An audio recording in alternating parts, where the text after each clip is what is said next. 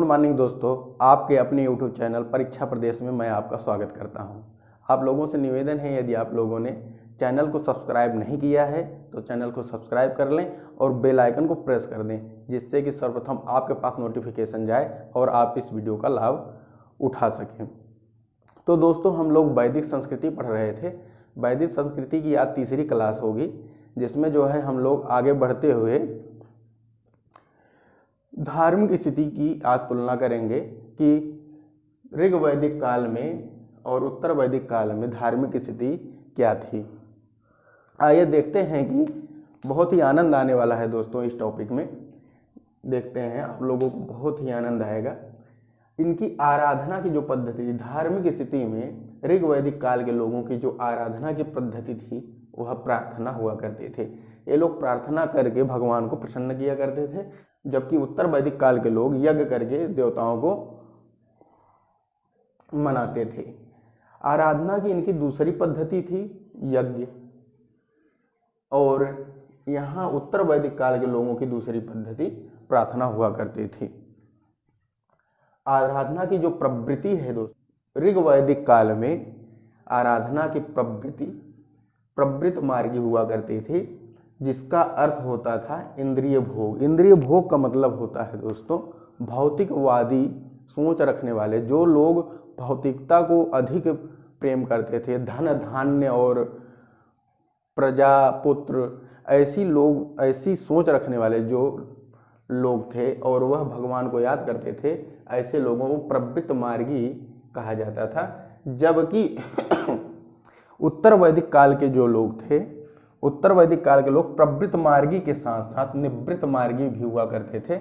निवृत्त मार्गी का अर्थ होता है चेतना को शुद्ध करना, अर्थात भौतिकवाद को त्याग करके अपनी चेतना को, अंतर मन को शुद्ध करके भगवान श्री कृष्ण की पूजा किया करते थे। और प्रवृत्त मार्गी वाले जो लोग हुआ करते थे वो इंद्र, दुर्गा, शिव और ब्रह्मा की पूजा करते थे, जबकि निवृत्त मार्गी वाले लोग कृष्ण की पूजा करते थे। आराधना का जो उद्देश्य हुआ करता था दोस्तों, ये लोग आराधना करते ही क्यों थे? इसलिए करते थे क्योंकि इनको भौतिकता की प्राप्ति चाहिए थी। भौतिकता की प्राप्ति का मतलब होता है प्रजा, पुत्र, धन और धान्य। और ये भौतिकता की प्राप्ति के साथ साथ मोक्ष की प्राप्ति के लिए भी देवताओं की पूजा किया करते थे। धार्मिक स्थिति को हम लोग आगे देखते हैं कि इसमें और क्या है। देखेंगे कि देवताओं का वर्गीकरण देखेंगे दोस्तों, जिसमें ऋग वैदिक काल में देखते हैं कि तीन वर्गों में देवताओं के वर्गीकरण को, देवताओं को तीन वर्गों में बांटा गया है। पहला है अंतरिक्ष के देवता, जिसे सूर्य के नाम से जाना जाता था, और आकाश के देवता जिसे इंद्र के नाम से जाना जाता था, और पृथ्वी के देवता जिसे अग्नि के नाम से जाना जाता था। जबकि उत्तर वैदिक काल में देवताओं का ऐसा कोई वर्गीकरण प्राप्त नहीं हुआ है। अब इसमें ऋग वैदिक काल के प्रमुख देवता कौन थे और उत्तर वैदिक काल के प्रमुख देवता कौन थे, देख लेते हैं दोस्तों। प्रमुख देवता देखते हैं इंद्र, जिनका ऋग्वेद में 250 सूक्तों में उल्लेख मिलता है। ऋग्वेद में 250 सूक्तों में इनका उल्लेख मिलता है, इसीलिए प्रमुख देवता इंद्र को माना गया। और दूसरे प्रमुख देवता थे अग्नि, जिनका 200 सूक्तों में, ऋग्वेद के 200 सूक्तों में इनका नाम का उल्लेख प्राप्त होता है। तीसरे हैं सोम देवता, जिनके लिए नवा मंडल ही समर्पित है दोस्तों। तीसरे नंबर के देवता सोम देवता को माना गया। जबकि उत्तर वैदिक काल में इन देवताओं का प्रभुत्व खत्म हो जाता है। अब अगले देवताओं का उदय होता है, जिसमें होता है ब्रह्मा। इनका नाम होता है ब्रह्मा, जिन्हें प्रजापति कहा जाता था, और कहते थे कि ब्रह्मा ही सृष्टि के रचयिता हैं। आज के समय में भी यही बातें होती हैं। और दूसरे हैं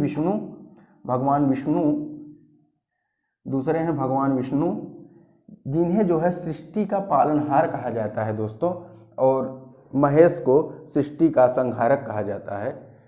अब इसके बाद अब आगे पढ़ते हैं दोस्तों। इसी क्रम में अब हम लोग देखेंगे कि किन देवताओं या देवियों का जो प्रभुत्व है किस काल में अधिक रहा था।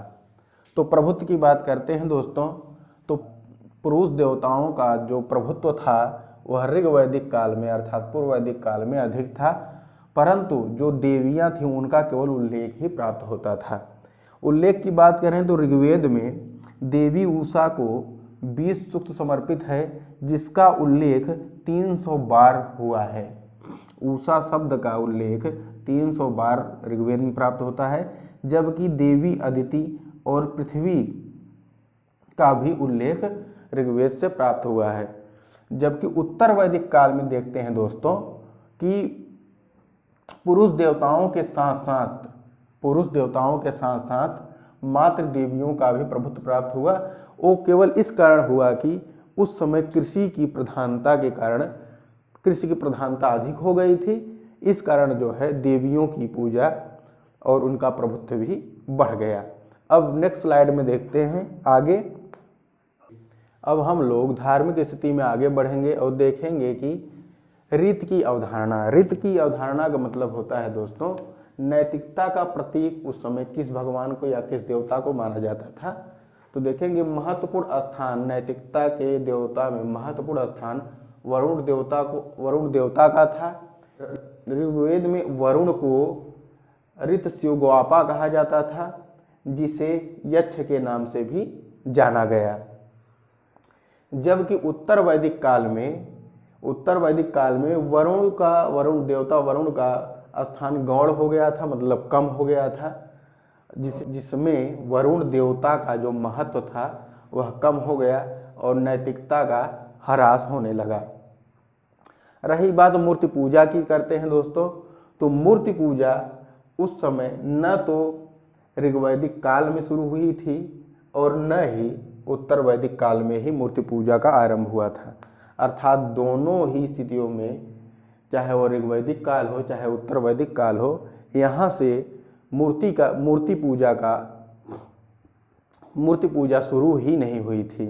अब मैं आप लोगों से बताना चाहता हूँ कि वैदिक काल के सभी स्थितियों की तुलनात्मक अध्ययन करके हम लोग पढ़ लिए हैं दोस्तों।